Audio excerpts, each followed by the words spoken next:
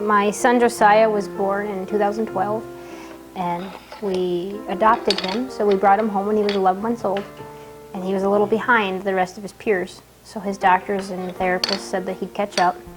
The next 11 months we tried everything, every therapy we could think of. We poured everything into him, and he still wasn't catching up, and his body wasn't functioning well. So they did genetic testing and found a genetic condition. It was called MECP2 duplication syndrome. The syndrome also came with a shortened life expectancy. This wasn't really something we were fully prepared for, and more than 50% of these children don't make it to the age of 13. And his golden years we expected would be from about the age of 4 to 6. And he passed away 3 months shy of his 3rd birthday. And he had special needs. He couldn't walk, talk, and his body didn't work properly. His brain wouldn't tell his organs to do what they're supposed to do. We would take him to the playground, and he couldn't play like the rest of the kids could. We didn't go a whole lot of places, but when we did, we tried to make it a good family affair. We went to Cash Playground down in Stevens Point a number of times, and that was a really neat experience because the playgrounds around here, you can't take a wheelchair onto them. They're all sand or wood chips. And Josiah, with his sensory issues, he would always try to stick things in his mouth. Sand, wood chips, rubber pellets that were just terrifying for us.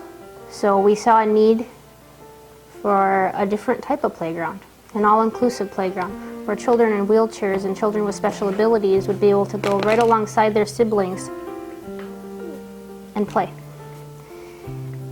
Josiah was eligible for Make-A-Wish. He didn't have enough time. So we promised him that we were going to do a park in his honor so that all his friends with the special abilities he has could feel a part of the family, a part of the fun, and experience things that they can't experience sitting in a wheelchair. If we can do that for others at a public place, then that's a win.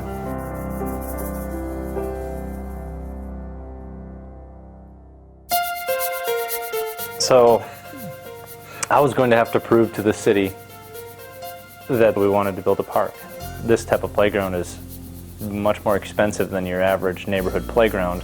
The City Park and Recreation Committee, as well as the department, has looked at putting together a comprehensive plan for this park. Many things have happened over the years as far as soccer fields leaving, and we really want to reinvigorate this area, and JoJo's Jungle just happened to be there at the right time. It falls in line with the good luck that the community's had. The time is right to redo the master plan, and we're going to be able to fit JoJo's Jungle into Brockmeyer Park quite well. So I grabbed a bunch of catalogs. When we go to playgrounds around here, you'll notice that they're all from the same manufacturer. But if we build it, we can take the best from multiple companies and put them together ourselves and create something truly unique. And one of the coolest things we're going to have there is called a zip line with a special needs seat, where if the child's able to get out of his wheelchair, they'll be able to experience wind through their hair. When I saw that the first zip line, I said we have to have that.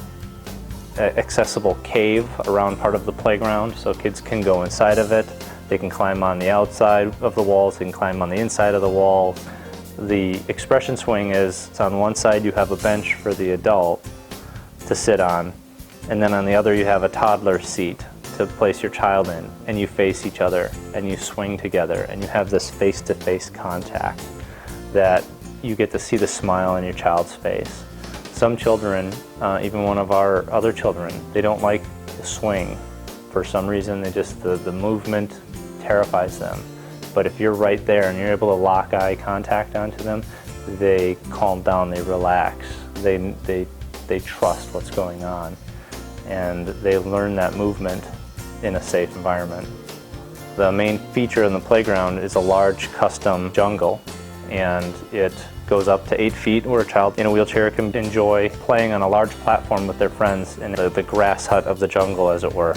There'll be a lot of climbing opportunities for kids that like to climb, and a vast majority of this playground will be surfaced with a put-in-place rubber. It allows you to run over it with a wheelchair. There's nothing loose that comes out of it. It can be washed off, but it's one of the safest surfaces there is for children. JoJo's Jungle will serve everybody in the community, but it will provide special access for those who do have special needs and are actually underserved in our community at this time. The size of it, what's being envisioned, it'll be a destination facility. People will not just travel across town to use it, people will travel to Wausau to use it. And that's part of the reason that a facility like JoJo's Jungle needs to be in a community park. Special needs children need to be seen by the community as they're just kids who want to feel loved, who want to be loved, and who want to play. And that's what we want to give them at the park. And typical children all around, and all the kids are playing together as if there's no limitations. So it'll be a joy to see children from all ages, all abilities integrated together at this playground.